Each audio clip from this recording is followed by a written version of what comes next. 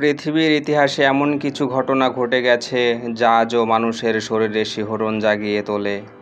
2004 সালের 26শে ডিসেম্বর হঠাৎ এক ভয়াবহ সুনামি আঘাত হানে ভারত মহাসাগরের উপকূলে। মাত্র কয়েক মিনিটের মধ্যে লাখো মানুষের জীবন তছনছ হয়ে যায়। আজকের গল্পে আমরা ফিরে যাব সেই ভয়াবহ দিনে, যেখানে ছিল কান্না, বেদনা আর হাজারো অপূর্ণ স্বপ্নের সমাধি।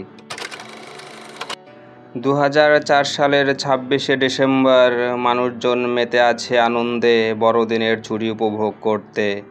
কেউ সমুদ্র সৈকতে, কেউ আবার রিসর্টে পরিবার নিয়ে আনন্দ করছে। কেউ জানতো না কয়েক মুহূর্ত পরেই তাদের হাসি চিরদিনের জন্য স্তব্ধ হয়ে যাবে। ইন্দোনেশিয়ার সুমাত্রা দ্বীপের কাছে ভয়ঙ্কর ভূমিকম্প হয়। রিক্টার স্কেলে যার মাত্রা ছিল 9.1। এটি ছিল আধুনিক ইতিহাসের অন্যতম শক্তিশালী ভূমিকম্প। সমুদ্রের বুক ফেটে গিয়ে জাগতে শুরু করে অশুভ এক ঢেউ। ভূমিকম্পের পরপরই ভারত মহাসাগরের তলদেশ কেঁপে ওঠে। মহাশক্তিশালী সেই কম্পন সমুদ্রের জলে সৃষ্টি করে এক মহাদানব, যে দানবকে আজ আমরা চিনি সুনামি নামে। প্রথমে কিছু মানুষ বুঝেই উঠতে পারেনি। সমুদ্র হঠাৎ অস্বাভাবিকভাবে পেছনে সরে যায়। কৌতূহলী মানুষ এগিয়ে যায় সৈকতের দিকে, ভাবল অসাধারণ দৃশ্য, কিন্তু এটাই ছিল মৃত্যুর ফাঁদ। কিছুক্ষণের মধ্যেই কয়েকতলা বাড়ির সমান উচ্চতার ঢেউ ছুটে আসে তীরের দিকে। চোখের পলকে ভেঙে যায় ঘরবাড়ি, দোকানপাট, হোটেল। কোথাও আর্তনাদ, কোথাও নিস্তব্ধতা। শ্রীলঙ্কা, ভারত, থাইল্যান্ড, মালদ্বীপ সহ প্রায় 14টি দেশে একসঙ্গে আঘাত হানে এই ভয়ঙ্কর সুনামি। সমুদ্র যেন উন্মত্ত দানব হয়ে সব কিছু গিলে নিতে থাকে। পরিবারের সদস্যরা একে অপরকে খুঁজে বেড়াচ্ছে। মা সন্তানকে জড়িয়ে ধরে বাঁচতে চাইছে, বাঁচাতে চাইছে, কিন্তু বিশাল ঢেউ ছিঁড়ে নিয়ে যাচ্ছে তাদের দুজনকেই। বেশিরভাগ মানুষ কিছু বুঝতে না পেরে মুহূর্তের মধ্যেই ভেসে যায়। অনেকে আতঙ্কে দৌড়ে পালাতে চাইলেও পৃথিবীর সবচেয়ে দ্রুতগতির ঢেউয়ের কাছে মানুষের দৌড় ছিল খুবই ক্ষুদ্র ও অসহায়। যেখানে এক মুহূর্ত আগেও ছিল হাসি খুশির কলরব, সেখানে মুহূর্ত পরেই লাশে ভরে গেল চারিদিক। এ যেন এক অদ্ভুত রূপান্তর, জীবন থেকে মৃত্যুতে, আনন্দ থেকে বিষাদে। এই ভয়াবহ সুনামিতে প্রাণ হারায় প্রায় 2,30,000 মানুষ।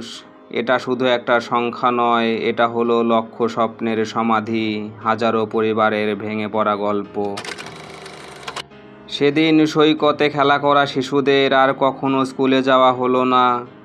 কোনো বাবার আর ফেরা হলো না তার সন্তানের কাছে। হাজারো মায়ের বুক চিরে গেল অঝোর কান্নায়। থাইল্যান্ডের ফুকেট দ্বীপে পর্যটকেরা ভিডিও ক্যামেরায় রেকর্ড করছিল সেই মুহূর্ত। কেউ কেউ হয়তো চিরদিনের জন্য হারিয়ে গেল, কিন্তু তাদের শেষ মুহূর্তের আতঙ্ক আজও ভিডিওতে বেঁচে আছে।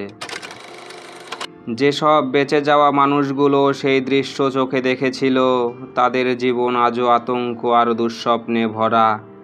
এক মুহূর্তে তারা হারিয়েছে প্রিয়জন, বাড়ি, সব কিছু। কোথাও ঢেউ আছড়ে ফেলেছে হাজারো গাড়ি, জাহাজ, এমনকি ট্রেন পর্যন্ত। মানুষের তৈরি সব কিছু প্রকৃতির এক ঝটকায় হয়ে গেল তুচ্ছ। মানুষ তখন বুঝল প্রকৃতির কাছে আমরা কতটা অসহায়। একটি শিশু সৈকতে খেলছিল বালির দুর্গ বানিয়ে। অল্প কিছুক্ষণ পর সেই শিশু আর বালির দুর্গ দুজনেই হারিয়ে গেল সমুদ্রের অমোঘ টানে। মৃত্যুর মিছিল এতটাই দীর্ঘ ছিল যে প্রতিটি শহর এক একটা কবরস্থানে পরিণত হয়েছিল। গণকবর, সারি সারি লাশ আর অসহায় কান্না, এটাই ছিল সেদিনের দৃশ্য। বেশ কিছু দেশ একে অপরকে সাহায্য করতে এগিয়ে এসেছিল, কিন্তু যত সাহায্যই আসুক প্রিয়জন হারানোর শূন্যতা কেউ পূরণ করতে পারেনি। টাকার ক্ষতি পুষিয়ে যায়, কিন্তু ভালোবাসার মানুষগুলো আর কোনোদিন ফেরে না। অসংখ্য শিশু অনাথ হয়ে যায়, কারো বাবা মা নেই, কারো সন্তান নেই। সমাজ তখন ভরে ওঠে নিঃসঙ্গতা আর অশ্রুতে। বিজ্ঞানীরা বলেছিলেন এমন ভূমিকম্প সুনামি প্রকৃতির নিয়ম, কিন্তু ভুক্তভোগীদের কাছে এটা কোনো নিয়ম ছিল না, ছিল এক অনন্ত ট্র্যাজেডি। সেদিনের পর থেকে মানুষ শিখেছিল প্রকৃতিকে কখনো অবহেলা করা যায় না। সমুদ্র, পাহাড়, নদী এরা বন্ধু, আবার মুহূর্তে শত্রু হয়ে যেতে পারে। যারা বেঁচে ফিরেছে তাদের শরীর হয়তো বেঁচে গেছে, কিন্তু মন চিরকাল বয়ে বেড়াচ্ছে সেই ভয়ঙ্কর দিনের ক্ষতচিহ্ন। তাদের চোখে আজও ভেসে ওঠে মৃত্যুর ঢেউ।